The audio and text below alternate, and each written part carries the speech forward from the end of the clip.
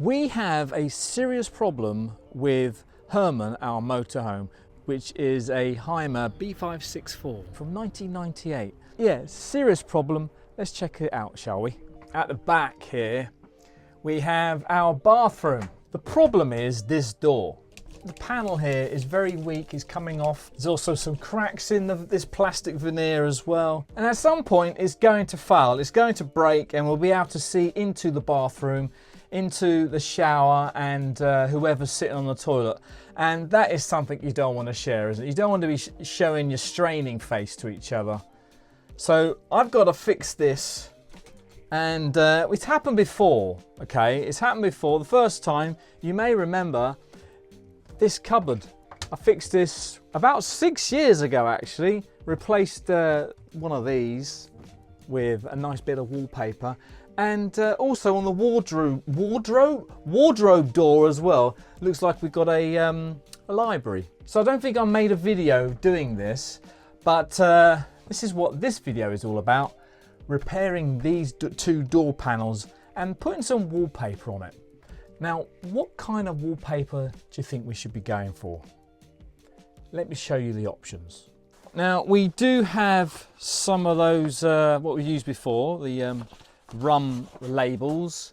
We've also got a little bit left of the library, the books. So we're not going to use those two.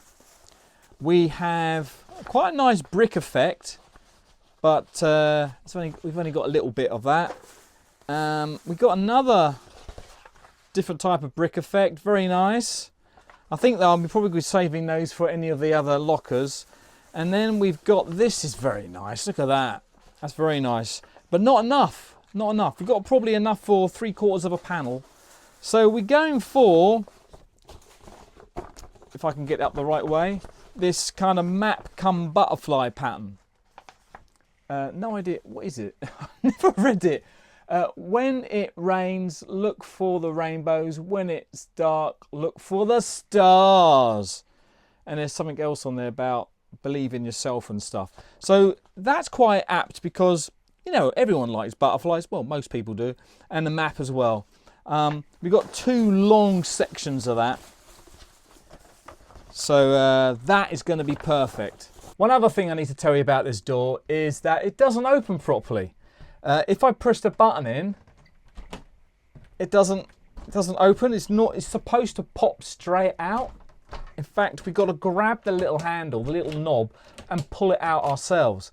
That's not the way it's supposed to work. Now, I have fixed this previously, and the way I fixed it was that I loosened all the screws in the hinges, wedged something underneath the door, and then screwed the screws back in, and it worked perfectly. It was fine. So it's not working now. It's either the screws have gone too rusty, or the holes are too big, or something. The screws aren't binding on there fully. This is what I'm thinking. Right, let's get this door off, and then I can start working on it.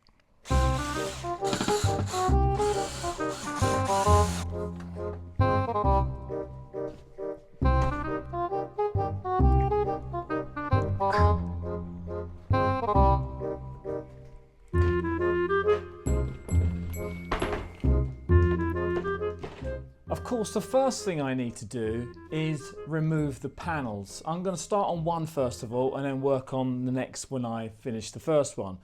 To remove the panels, all the way along here are these little pins, little kind of staples that hold it into the frame. So I have to remove them very carefully because I think really what's just going to happen, they're going to pull through the panel here. There's also the lock to remove, which goes all the way from the bottom to the top of the door. There's a little hook on the end of it, and it kind of just latches into the door frame in the motorhome. And to then remove that, I need to remove these 2 screws here, so therefore I can actually remove the panel.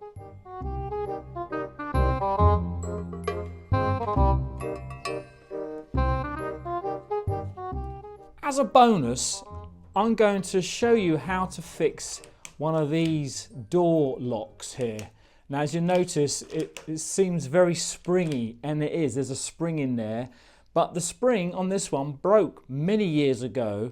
Didn't make a video on it, but at the end of this video, I'll show you how I fixed this. It's very, very simple. Now, I have actually tried to fix this panel to the door before, when it was in situ, when it was still in the motorhome. And I used staples. Now, I'm going to use staples later on in the repair, but some of them are still attached, and especially these stubborn ones along here. The ones along here, yeah, they've all come loose again. So I don't want to do any damage. I don't want to do more damage than there is already. So I'm going to gently prise them out. Wish me luck. I'm trying to use the scissors here to lean on rather than digging into the wood. I think it's kind of working. Oh, that was easy.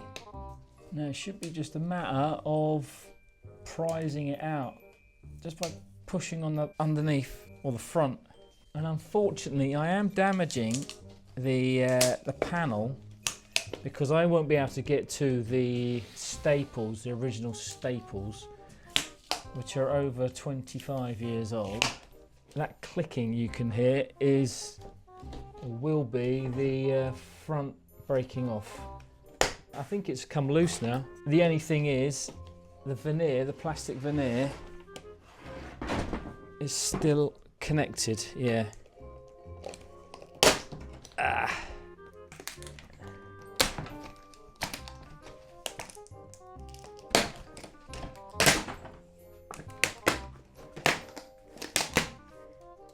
Are we? Oh, yep, I think we're loose. Oh God, almost dropped it. So here we have the door panel. It's bowed. Can you see that? It's rocking. There's nothing underneath. Oh, I don't know if I'm going to be able to get rid of that bowing. I need to take this off. Well, that was easier than I thought it was going to be. I need to take out these staples and sand this back. Look at that. So I've got a key, and yeah, then we can start, well, preparing it for the recovering.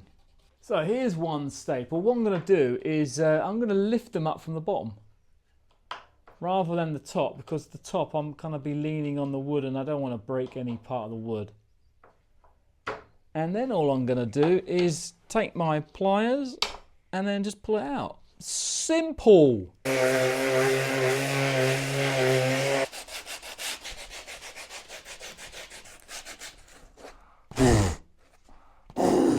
So now I've sanded it. It is nice and, well, it's better. There's a bit of a key on there now. It's not so much glue. The original glue is still on there. We don't want to worry about that. It's going to be all hidden up. Hidden away. So I've sanded it back. I've now dusted it off because that stuff is quite lethal. It's very fine dust that comes off. I've got myself a nice grubby, dirty cloth here with some water in there. So I'm going to pick up all the loose particles of that dust. And yeah, it's already filthy, even more dirty. Just so there's not so much dust when I apply the glue. It was time for gluing, and I thought I had loads of spray glue, but the can was empty. So I needed to go get some, but because I didn't have my car with me and I couldn't be bothered to wait for an order to arrive, I had to go by bike. Well, I managed to get some fast tack. Very expensive stuff, especially when a can like this costs £15, and a quart of that size, more or less, costs £7, costs half that. But I didn't want it tomorrow. If I ordered this from Amazon, of course it would come tomorrow. I wanted it now. I wanted to do some stickings. Let's get and do that.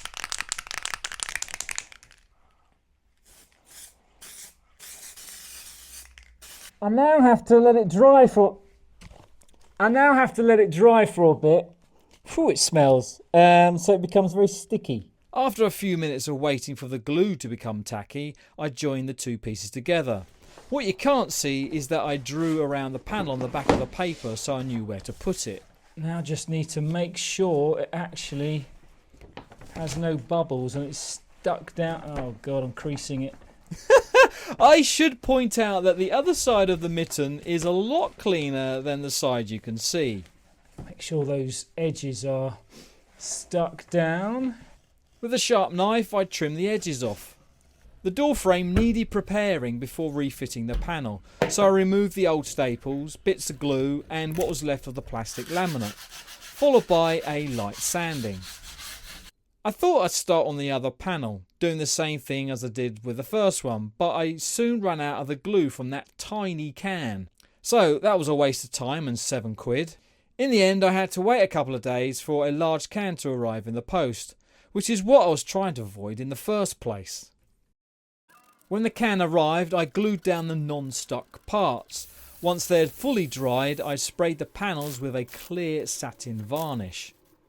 So while those panels are drying, I want to show you how this locking mechanism works. It's a bit of a spring on it, so you push it from one side and there's a spring, and then on the other side, on the inside, you pull it out and it springs back down. So there's definitely something springy going on inside here.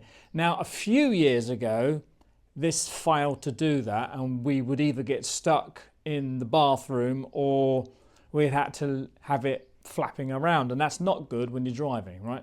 So I want to show you what I did, and I think it's a simple fix involving a plastic tray that you get food in. Let's go on and take it off. And that's all it is. It looks like I could probably get a screwdriver underneath here to lift it off. There's one, there's two, there's four. Maybe I remove the that handle there. Yeah. So we have a long spring here. So this is the spring that hasn't failed. You move this backwards and forwards, and this obviously, this little nugging here is moving back up and down as well as you're opening and closing the door, locking it. And as you're doing that, this latch pulls out, and these rollers rotate, and the rollers obviously rotate the rods that then rotate the hooks for the top and bottom of the door. Now there's this little white plastic thing in here, and what this does, this moves backwards and forwards along the route of this little nugging knob, whatever you want to call that. So as you're opening and closing a door, this is going up and down inside this white plastic thing. Now the thing is, if I take that out just for a moment, on the back of it, you can't see them because they don't exist anymore. There's these two, I don't know what you want to call them. Well, there were springs. There were plastic springs that come out of here and the other side here. So what was happening is that it was being pushed, this plastic thing was being pushed against the here, and then forcing the door to be in a locked or unlocked position. However, as you can see, they snapped off. So we didn't have that springiness anymore, so it wouldn't stay in its locked or unlocked position. So instead, what I did was I made my own spring. And here it is, just a piece of plastic. I folded it over once, and now there's a slight springiness into it. So how did I make that plastic spring, if you want to call it a spring? It's a piece of plastic which is springy. Well, I used a food carton, used food carton. Obviously you don't want food in it, give it a wash. Using the top of the food tray, which the lid was stuck to, I cut off a piece of plastic about the size of that white thing.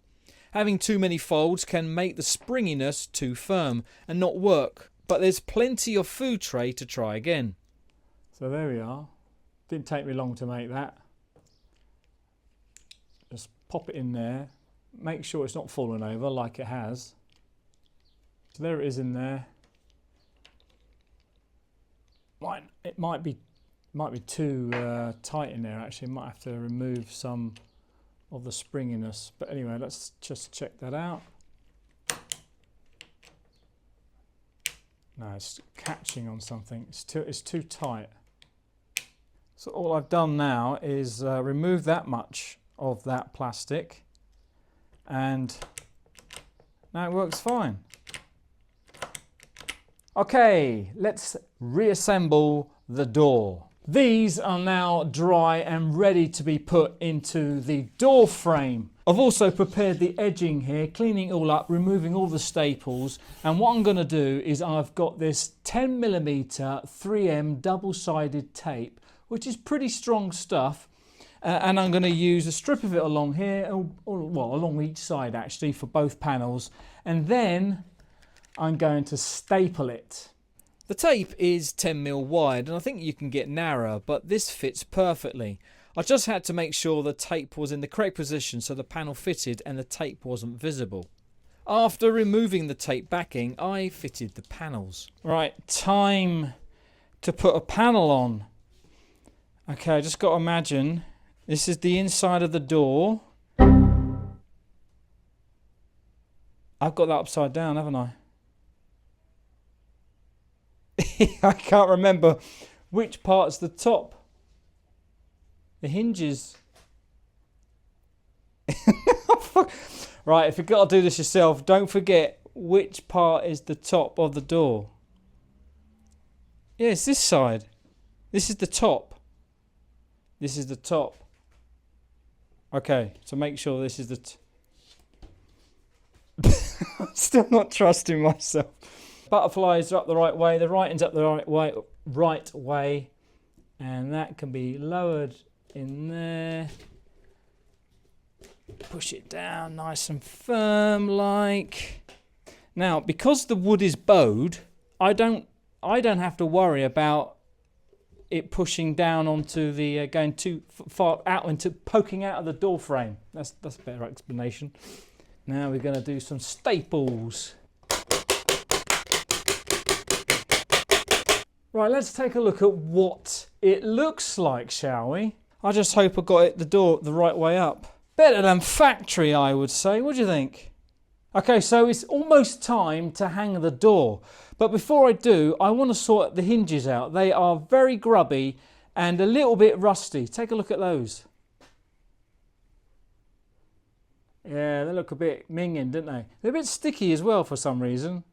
And it's coming off of my fingers. I soaked the hinges in white spirit vinegar and used wire wool to remove the dirt and rust. The door is now complete and I've managed to get it in Herman. I've also sprayed the handle up nice silver, looks fantastic if you ask me. The finish looks amazing on the panels. I'm using a few bits of wood to prop it up so it's at the right level and it's looking pretty good. The hinge holes are lining up with the holes in the wood. So we're all good to screw it back into the doorway. That's the last screw going in. Let's see if it works. Well, it certainly works. Yes, definitely. See if it locks. Oh, that's nice and fluid. That is much better than it used to be. Now that I've got the door hung, I want to take the hinges off and move them down or up a bit so that I'm using new holes. And the way that I'm going to do that is I'm going to prop the door up again and take off a hinge at a time and just move it down like a centimetre. That's all I need, and then put in new screws, make new holes with new screws.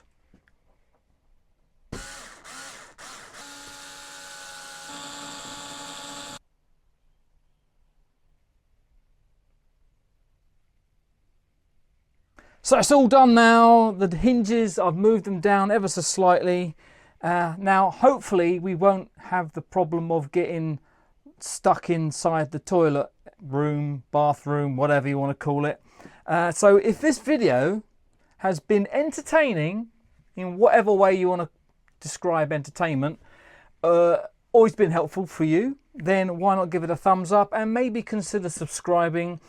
I think it's about time we went touring in our motorhome called Herman. So we'll see you in the next video. Ta-da! And thanks for watching.